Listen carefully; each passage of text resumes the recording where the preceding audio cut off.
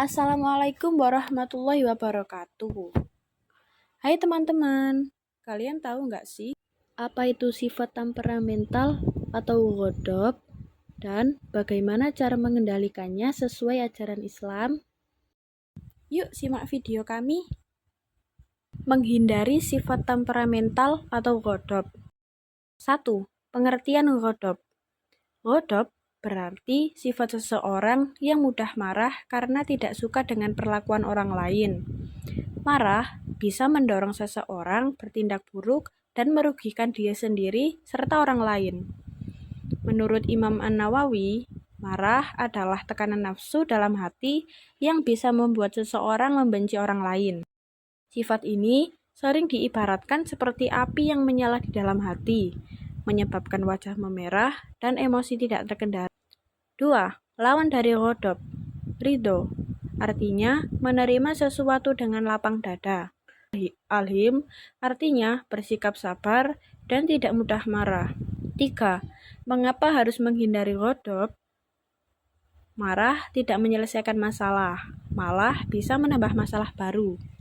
Islam mengajarkan kesabaran dan menahan amarah sebagai tanda kekuatan sejati.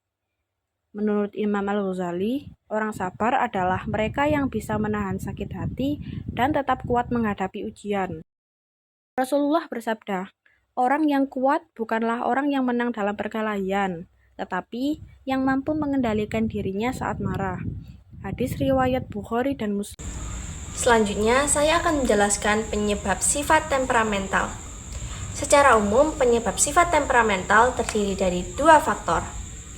Faktor yang pertama yaitu faktor fisik atau jasmania. Dalam hal yang berkaitan dengan penyebab kemarahan, kondisi fisik seseorang secara jasmania harus mendapat perhatian yang sungguh-sungguh agar kita dapat mengantisipasi dan mengelolanya sehingga dapat menghindarkan diri dari kemarahan yang sulit untuk dikendalikan. Penyebab kemarahan secara fisik yang pertama yaitu terlalu lelah. Seseorang yang terlalu lelah menyebabkan hatinya menjadi sensitif. Jadi, ia menjadi mudah marah. Yang kedua, kekurangan zat-zat tertentu dalam tubuh. Kurangnya zat-zat tertentu dalam otak, misalnya zat asam, maka otot-otot akan menjadi tegang. Sistem pencernaan terganggu, bahkan terjadi reaksi kimia pada otak sehingga menyebabkan kita menjadi mudah terbawa perasaan dan cepat tersinggung dengan satu hal yang sepele. Penyebab yang ketiga yaitu reaksi hormon kelamin. Hormon kelamin pun dapat menyebabkan seseorang menjadi mudah marah dan sensitif. Misalnya, seseorang yang sedang mendekati masa siklus haid. Kita sering mendengar adanya premenstrual syndrome atau yang disingkat dengan PMS, yang ditandai dengan munculnya kelelahan, mudah depresi, dan sebagainya. Faktor yang kedua yaitu faktor psikis atau rohania. Faktor psikis yang dapat menyebabkan sifat temperamental sangat erat kaitannya dengan kepribadian dan karakter seseorang. Beberapa faktor psikis yang dapat memunculkan sifat temperamental kepada seseorang yaitu sifat ujub atau rasa bangga terhadap diri sendiri. Orang yang memiliki sifat ujub jika tidak mendapatkan pengakuan dari orang lain seperti yang ia harapkan, maka memunculkan sifat amarah yang dapat merugikan. Yang kedua, perdebatan atau perselisihan. Perdebatan yang terjadi dapat meningkatkan emosi dan menimbulkan perselisihan. Yang ketiga, bercanda berlebihan. Bercanda boleh saja, asalkan tidak berlebihan, misalnya sampai menghina fisik orang lain. Iya sih, bilangnya aku cuman bercanda, jangan baperan ah. Tapi kan kita nggak tahu isi hati seseorang itu gimana. Jadi sebaiknya jangan bercanda yang berlebihan agar tidak menimbulkan konflik antar teman. Yang keempat, ucapan keji dan tidak sopan. Seperti yang telah saya jelaskan sebelumnya, hinaan, umpatan, atau kata-kata yang bisa menyakitkan hati orang lain dapat menimbulkan amarah orang tersebut. Selanjutnya, kita akan membahas cara menghindari sifat temperamental atau ghadab. Nah, gimana sih cara menghindari sifat tersebut? Seperti yang kita ketahui, sifat ghadab atau marah adalah sifat yang bersifat negatif. Oleh karena itu, kita harus mengendalikan dan menghilangkan sifat marah dengan melakukan cara-cara yang diajarkan oleh Rasulullah SAW, yaitu yang pertama, membaca ta'awudz. Dalam Islam disebutkan bahwa marah adalah hasutan dari setan, sehingga agar emosi tidak berkelanjutan, kita dianjurkan untuk segera membaca ta'awudz. Cara yang kedua yaitu dengan mengubah posisi. Jika kita sedang marah dalam keadaan berdiri, maka segeralah mengubah posisi menjadi duduk. Dan jika rasa marah tersebut belum mereda, maka ubahlah posisi menjadi berbaring. Ini karena orang yang sedang marah cenderung merasa ingin lebih tinggi dari orang lain. Jadi, jika posisi kita lebih tinggi dari sumber kemarahan, maka kita bisa melampiaskan amarah tersebut. Cara selanjutnya yaitu diam atau tidak berbicara. Jika seseorang marah, maka emosinya akan meningkat, sehingga bisa menyebabkan orang tersebut mengatakan hal yang menyakiti hati orang lain. Untuk itu, sebaiknya jika sedang marah, berusahalah untuk diam, tenang, dan rileks agar bisa meredakan amarah. Kemudian, bisa juga menghilangkan amarah dengan cara berwudu. Berwudu dapat memberikan efek tenang bagi yang sedang marah dan juga bisa meredakan rasa marah di dalam hati agar tidak menyakiti orang lain. Cara yang terakhir yaitu dengan mengingat wasiat dari Rasulullah dan janji Allah Subhanahu wa Ta'ala. Rasulullah berulang kali memberikan nasihat kepada orang lain, yaitu janganlah engkau marah. Rasul juga menyebutkan balasan yang luar biasa apabila seseorang mampu menahan amarahnya. Sebagaimana ia bersabda, barang siapa yang mampu menahan amarahnya, sedangkan bisa saja ia meluapkannya, Allah Subhanahu wa Ta'ala akan memanggilnya di hadapan para makhluk pada hari kiamat untuk memberikan pilihan baginya bidadari yang ia inginkan. Hadis riwayat Abu Daud. Wah, Masya Allah sekali ya balasannya. Yakin masih gak mau nahan amarah? Selanjutnya yaitu manfaat menghindari sifat ghadab. Setelah membahas cara menghindari sifat ghadab di video sebelumnya, sekarang saya akan menjelaskan manfaat dari menghindari sifat tersebut. Apa saja sih manfaatnya? Yuk kita bahas. Manfaat yang kita peroleh jika kita mampu menghindari sifat ghadab adalah: yang pertama, kita dapat menghindari kebencian dan permusuhan. Ketika hati kita dikuasai perasaan emosi dan tidak ada upaya untuk mengendalikannya, maka kemungkinan besar kita akan bertindak agresif yang menyebabkan datangnya kebencian dan permusuhan. Oleh karena itu, seseorang yang bisa mengendalikan sifat temperamentalnya, maka sesungguhnya ia telah menghindarkan diri dari potensi permusuhan dan saling membenci dengan orang lain. Manfaat selanjutnya yaitu membawa kebahagiaan. Kemampuan menahan amarah memiliki keuntungan tersendiri bagi seorang mukmin. Saat kita mampu menahan amarah, maka kita akan merasa tenang dan bahagia, serta terhindar dari kerugian. Manfaat terakhir adalah manfaat yang paling utama, yaitu mendapatkan pahala yang besar dari Allah Subhanahu wa Ta'ala. Allah menjanjikan pahala yang sangat besar, yaitu surga yang luas bagi seseorang yang mampu mengendalikan amarahnya, sebagaimana yang disebutkan dalam Quran Surah Ali Imran ayat 133 sampai 134. Nah, jadi jangan lupa menahan amarah ya teman-teman, agar kita bisa mendapatkan surga yang luasnya seluas langit dan bumi. Baik, di sini saya akan menerangkan pengertian tentang kontrol diri. Kalian tahu nggak sih kontrol diri itu apa? Kontrol diri adalah kemampuan seseorang untuk mengatur dan mengendalikan emosi, contohnya pikiran, perasaan, serta untuk mengatur perilakunya sendiri.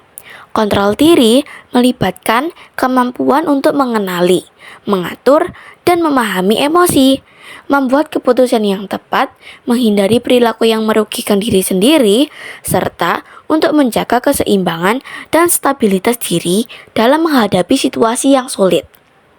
Namun, kontrol diri yang kurang dapat menyebabkan hal-hal negatif yang mudah terjadi.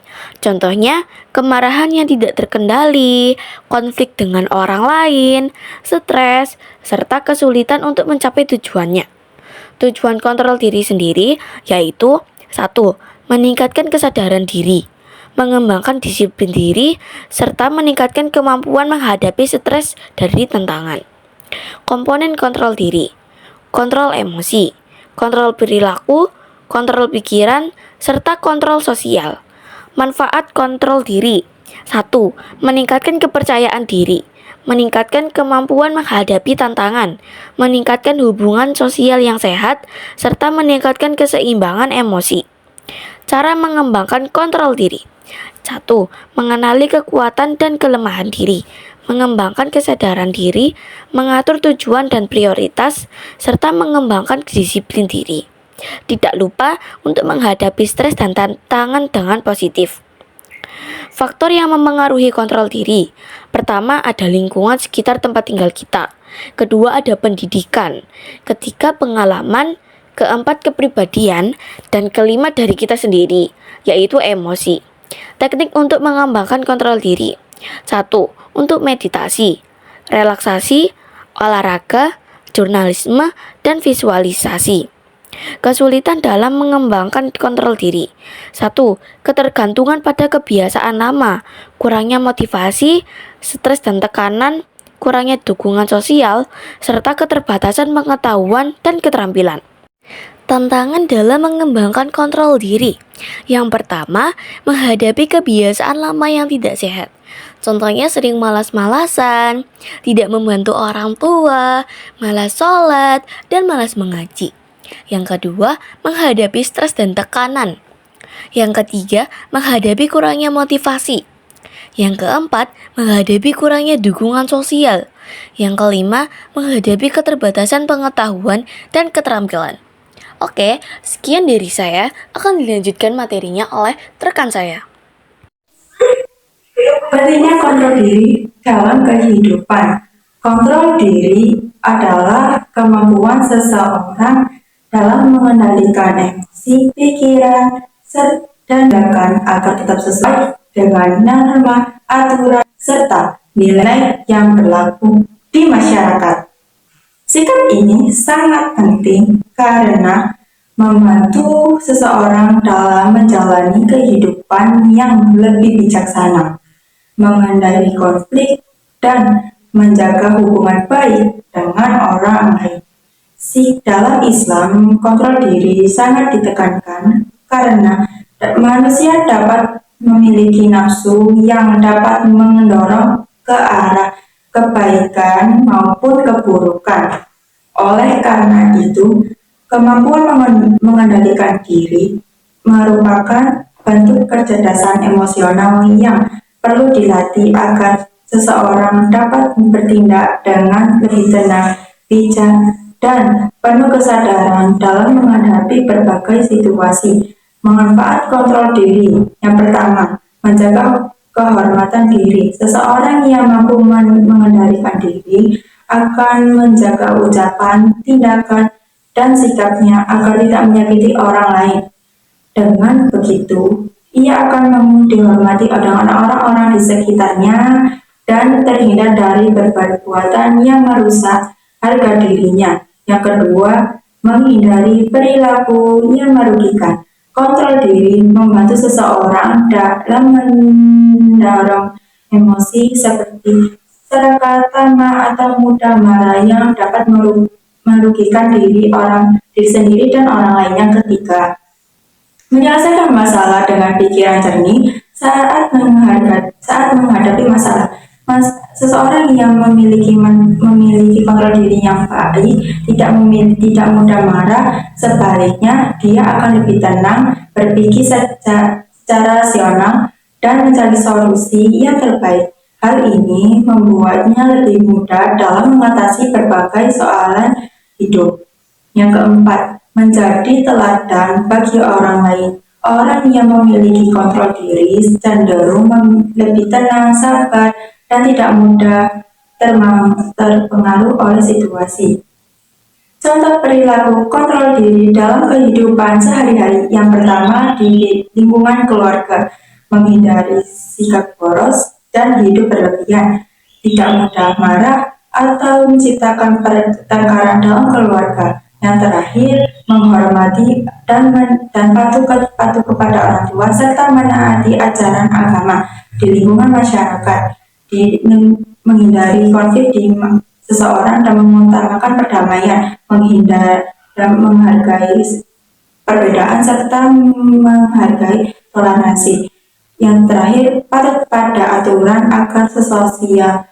Yang terakhir, di lingkungan sekolah, disiplin dalam menaati perilaku sekolah, menghormati guru, karyawan sekolah, serta teman. Yang terakhir yaitu hidup sederhana dan tidak sombong dan tidak gengsi dalam diri sendiri. Sekian dari saya, terima kasih. Berani membela kebenaran. 1. Definisi berani membela kebenaran. Dalam Islam, keberanian dikenal dengan istilah syaja'ah yang secara bahasa berarti berani atau gagah, dan menurut istilah mengandung makna keteguhan hati untuk membela kebenaran dengan cara yang kesatria dan terpuji. Dasar keberanian. Keberanian harus berlandaskan pada kebenaran dan keadilan, baik menurut ajaran agama, adat maupun hukum positif, sehingga mendapat ridha Allah Subhanahu wa Ta'ala.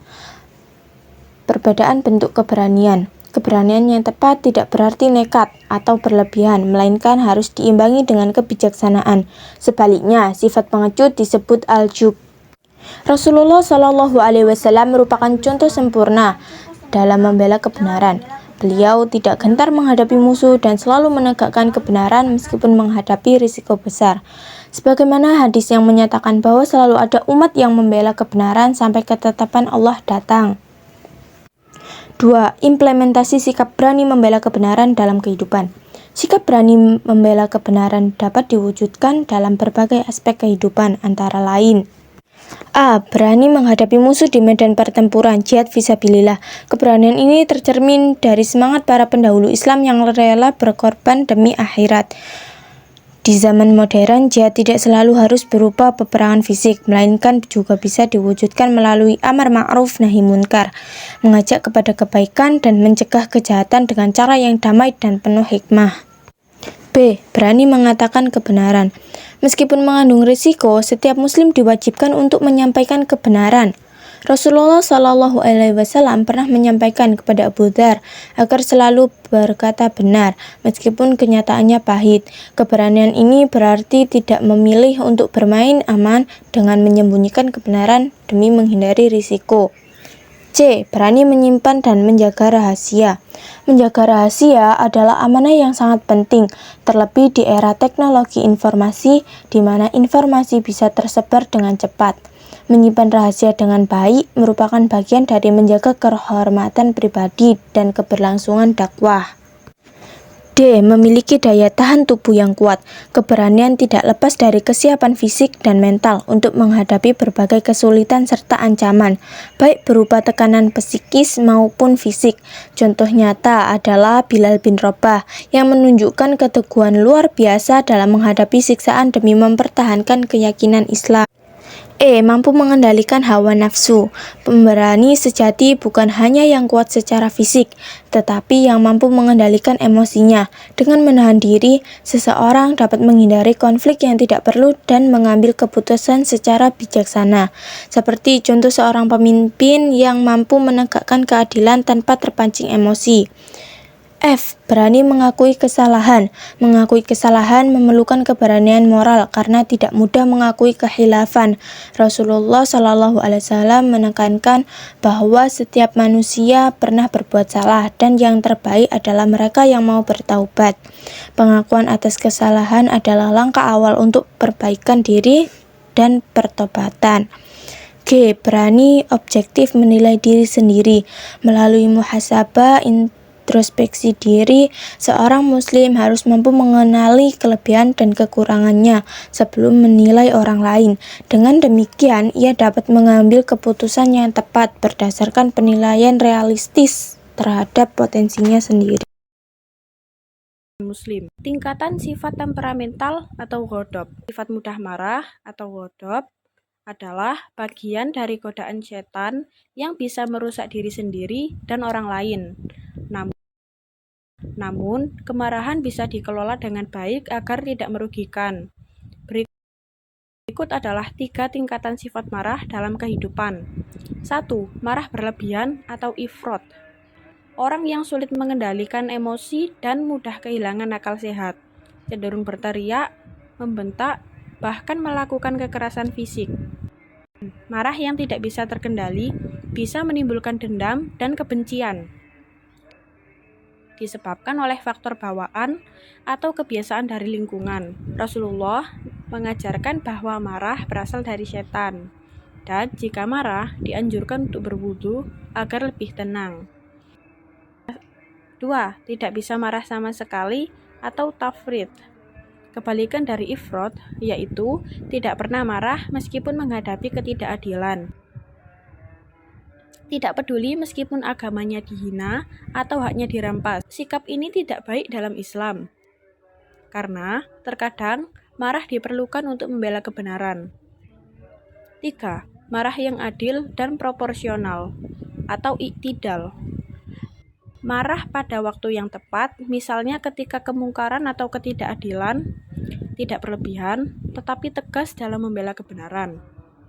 Inilah sifat marah yang baik dalam Islam, seperti yang dicontohkan oleh Rasulullah. Faktor pembentuk sikap berani membela kebenaran. Keberanian dalam membela kebenaran atau syaja'ah adalah bagian dari keimanan seorang muslim. Sikap ini harus dilatih secara terus-menerus agar menjadi kebiasaan. Berikut adalah faktor-faktor yang membentuk sikap berani membela kebenaran. 1. Takut hanya kepada Allah. Seorang muslim yang yakin bahwa segala sesuatu terjadi atas izin Allah tidak akan takut pada siapapun atau apapun selain Allah. 2. Mencintai kehidupan akhirat. Dunia hanyalah tempat sementara, sedangkan akhirat adalah tujuan utama. Dengan keyakinan ini, seseorang tidak takut kehilangan dunia demi mempertahankan kebenaran. 3. Tidak takut mati. Kematian adalah sesuatu yang pasti.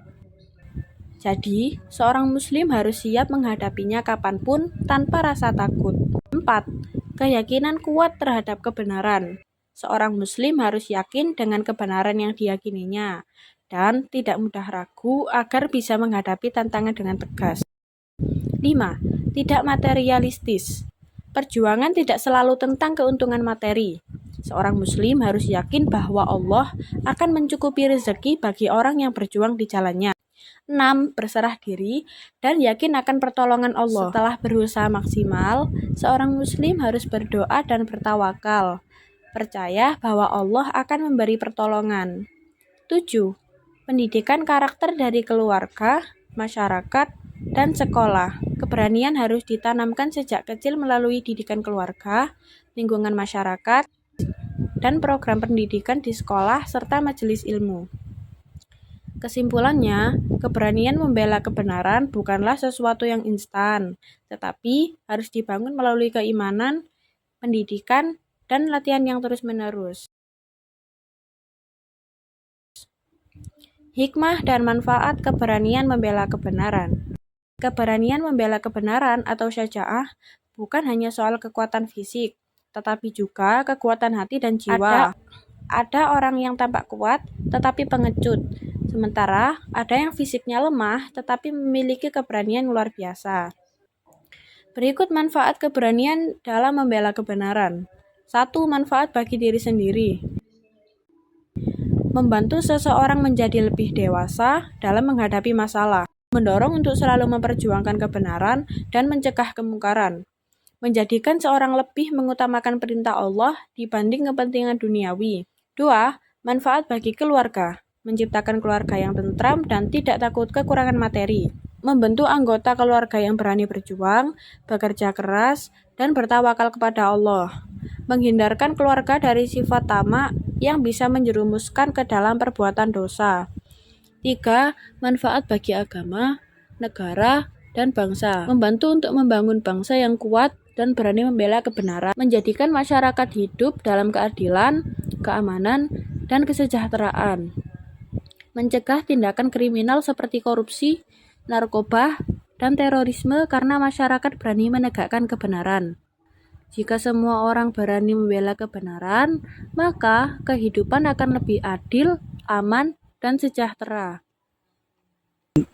Islam mengajarkan kita untuk bersikap seimbang, tidak berlebihan dalam marah, tetapi juga tidak lemah dalam menghadapi ketidakadilan. Itu tadi video dari kami. Mohon maaf jika ada materi yang kurang jelas. Wassalamualaikum warahmatullahi wabarakatuh.